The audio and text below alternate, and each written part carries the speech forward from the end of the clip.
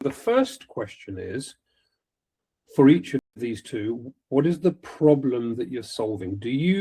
Have you identified a real problem that you believe exists that you want to solve? And secondly, what does your gut tell you about what you want from the business that you create in the first instance? For example, are you happy that it just pays for you, is a small team, makes a little bit of impact for a few people, or do you want to grow an empire, a unicorn, and impact as many people as possible, both in terms of your team and your customers?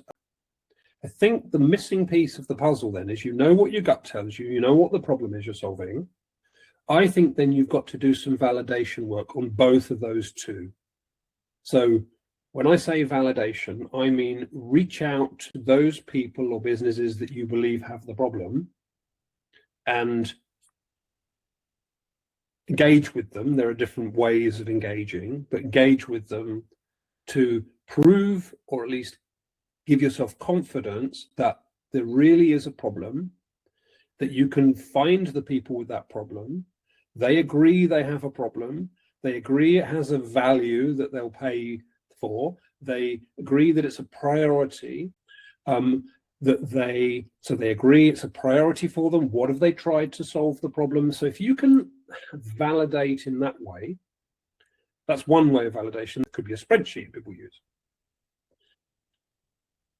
Once you do that for both, I believe that it will become very clear to you, based on what you want from your business, what you think the problem is, and your evidence for that, which one you want to focus on. Start by asking very open questions about them, their situation, their problems.